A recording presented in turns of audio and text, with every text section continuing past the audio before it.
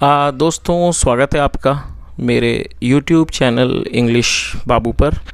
और आज मैं फिर हाजिर हूँ आपके साथ एक नई स्टोरी लेकर। और दोस्तों, आज जो स्टोरी मैं आपके लिए लेकर आया हूँ ये एक मॉरल स्टोरी है और बहुत ही अच्छी प्यारी मज़ेदार कहानी है। कहानी सुनने में आपको मज़ा आएगा। उसके अलावा दोस्तों, आज की इस स्टोरी में आपको कुछ नए इंग्लिश के वर्ड मीनिंग सीखने को मिलेंगे, उनकी करेक्ट प्रोनाउंसिएशन के बारे में पता चलेगा और हमेशा की तरह जो इसका ग्रामर का पार्ट है उसे डिटेल में कवर करेंगे, तो एक एक स्ट्रक्चर को आप बड़ी आसानी से सीख पाएंगे। तो चलिए दोस्तों, आज की इस कहानी को हम शुरू करते हैं और सबसे पहले कहानी का टाइटल देखते हैं। कहानी का टाइटल है द राइट आंसर। क्या मतलब हुआ? The right answer. राइट का मतलब सही, सही जवाब। तो दोस्तों, ये आज की इस कहानी का टाइटल है, शीर्षक है। और अब मैं इसे पढ़ना शुरू करता हूँ। आप लोगों से रिक्वेस्ट है कि आप कहानी को बिल्कुल ध्यान से सुने और यदि आज की कहानी में आपको कोई भी नया शब्द या फिर नया स्ट्रक्चर मिले तो आप उसको नोट करें और यदि कहानी पसंद आए तो लाइक भी ज़रूर करें। तो चलिए इसको शुरू करते हैं। King Virender was looking for a suitable bridegroom for his daughter Reema. क्या मतलब हुआ? दोस्तों, ये जो वाक्य है ये एक पास्ट कॉन्टीन्यूअस का सेंटेंस है। पास्ट कॉन्टीन्यूअस का मतलब होता है जब हम पास्ट में कोई ऐसे वाक्य बनाएं जहां वाक्यों की टेल पर रहा था, रही थी जैसे शब्द आते हैं।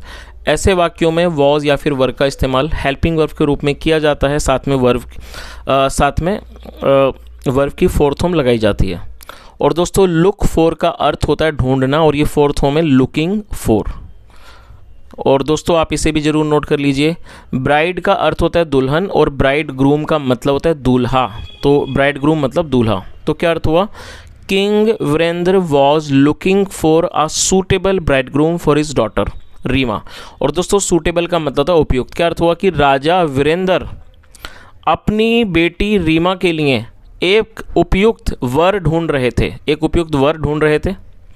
ही proclaimed in the city that whoever would give the right answer to his question would be married to the princess। क्या अर्थ हुआ? He proclaimed in the city। दोस्तों, ये जो वाक्य है ये पास्ट इंडेफिनिट का अफर्मेटिव वाक्य है और जब हम पास्ट इंडेफिनिट में कोई भी अफर्मेटिव का वाक्य बनाते हैं तो वहाँ वर्ब की सेकंड फॉर्म का यूज़ किया जाता है। दोस्तों, प्रोक्लेम का अर्थ होता है PROCLAIM। प्रोक्लेम का मतलब होता है किसी चीज़ की घोषणा करना, किसी भी तरह की मुनादी करना, घोषणा करना। सार्वजनिक तौर पर किसी बात की घोषणा करने को प्रोक्लेम कहा जाता है और ये सेकंड फॉर्म में प्रोक्लेम्ड। क्या अर्थ हुआ? ही प्रोक्लेम्ड इन द सिटी। क्या अर्थ हुआ कि उन्होंने शहर में घोषणा की दैट की whoever would give the right answer. Whoever मतलब जो भी सही जवाब देगा टू हिज क्वेश्चन, उनके सवाल का, would be married to the princess. दोस्तों, यहाँ वुड बी के बाद थर्ड फॉर्म है तो ये पैसिव का वाक्य है।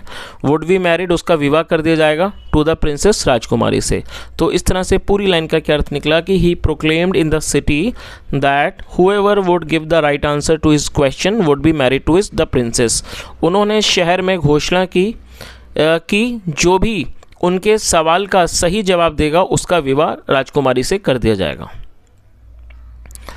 द क्वेश्चन वॉज, और क्वेश्चन था हु और what is it that makes people cry. क्या अर्थ हुआ कि द क्वेश्चन वॉज मतलब क्वेश्चन ये था कि हु मतलब कि कौन और क्या है वो, दैट मेक्स पीपल क्राई मतलब कि जो लोगों को रुलाता है। Many people gave answers but all were wrong.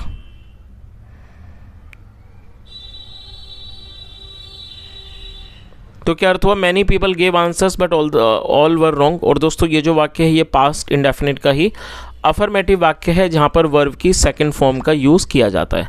Give का मतलब देना और सेकंड फॉर्म में गेव। तो क्या अर्थ हुआ? मैनी पीपल गेव आंसर्स, कई लोगों ने जवाब दिए, बट ऑल वर रॉन्ग, लेकिन वो सारे गलत थे। जस्ट देन, दोस्तों आप इसे नोट कर लीजिए।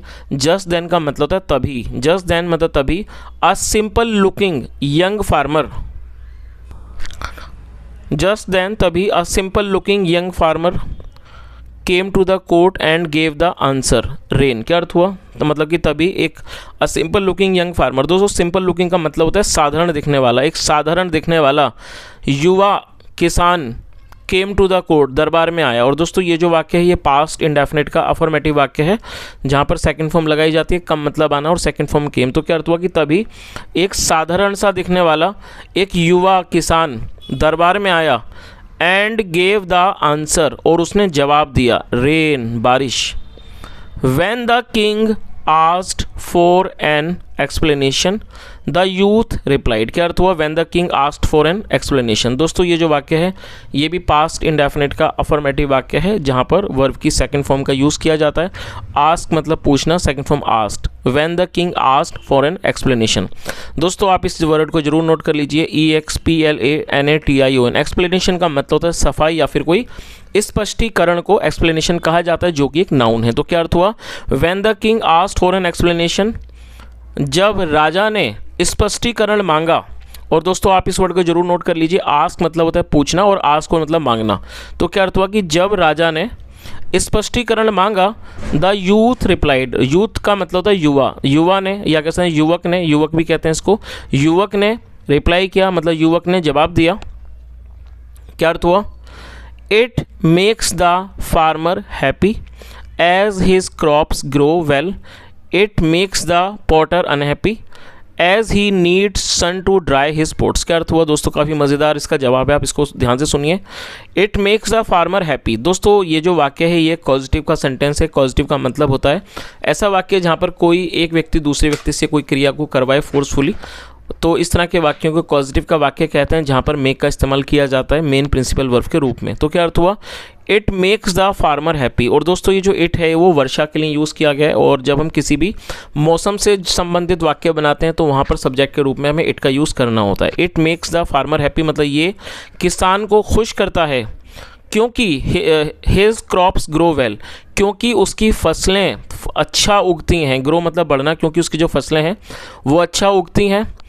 It makes the potter unhappy. Potter का मतलब होता है कुम्हार। It makes the potter unhappy, और ये किसान को नाखुश करती है। एज क्योंकि ही नीड्स सन, क्योंकि उसे धूप की ज़रूरत होती है। टू ड्राई हिज पॉट्स, अपने बर्तनों को सुखाने के लिए। तो दोस्तों इस चीज़ का मतलब आपको अच्छे समझ ही आ गया होगा कि जब वर्षा होती है तो जैसा राजा साहब ने पूछा था सवाल कि ऐसी कौन सी चीज़ें जो किसी को हंसाती है और कौन सी रुलाती है, तो ये जो युवा किसान था उसने बिल्कुल ही उचित और सही जवाब दिया, और जवाब है बारिश। क्योंकि बारिश में जो किसान हैं वो काफ़ी खुश होते हैं, क्योंकि बारिश के पानी से उनकी जो फसल है वो अच्छी होती है। लेकिन दूसरी तरफ जो कुम्हार होते हैं, जो मिट्टी के बर्तन वगैरह बनाते हैं, शायद वो उन्हें उस चीज़ से खुशी नहीं होती, क्योंकि उन्हें उन बर्तनों को सुखाने के लिए धूप की आवश्यकता होती है, और बारिश के मौसम के कारण धूप नहीं होती, तो जिसकी वजह से वो नाखुश होते हैं। चलिए, तो उसने सही जवाब दिया था।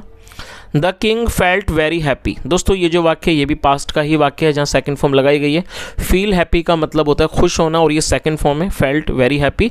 The king felt very happy, राजा बहुत खुश हुआ। And got his daughter married to the young farmer, और उसने अपनी बेटी का विवाह युवा किसान से कर दिया, या कह सकते हैं करवा दिया।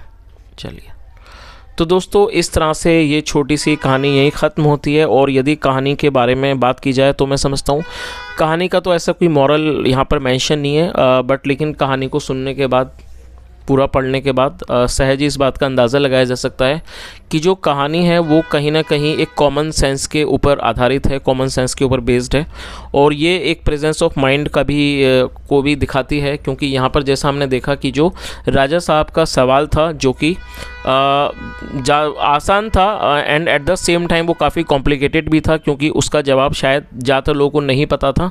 यही कारण था कि जो राजा साहब ने इस बात की घोषणा करवाई कि उन्हें पता था कि ज़्यादातर लोग इस बात का जवाब नहीं दे पाएंगे, लेकिन वो जो किसान था उसने अपनी बुद्धि का इस्तेमाल करते हुए बहुत ही अच्छा जवाब दिया, जिसकी वजह से जो राजा साहब थे वो खुश हो गए और उन्होंने अपनी बेटी का विवाह उस युवा किसान से करवा दिया। तो जिससे यही बात सिद्ध होती है कि व्यक्ति को अपनी प्रेजेंस ऑफ माइंड का इस्तेमाल करना होता है, और जो बुद्धि है वो बहुत ज़्यादा आवश्यक होती है जटिल समस्याओं को सुलझाने के लिए। तो दोस्तों ये आज की एक छोटी सी कहानी थी। यदि आपको आज की कहानी अच्छी लगी हो मेरा पढ़ाने का, प्रयास भी आपको अच्छा लगा हो तो आपसे रिक्वेस्ट है आप इस वीडियो को ज़रूर लाइक करें, अपने दोस्तों का शेयर करें, चैनल को भी सब्सक्राइब करें यदि आपने नहीं किया है। और यहाँ तक सुनने के लिए thank you so much. Have a nice day and bye.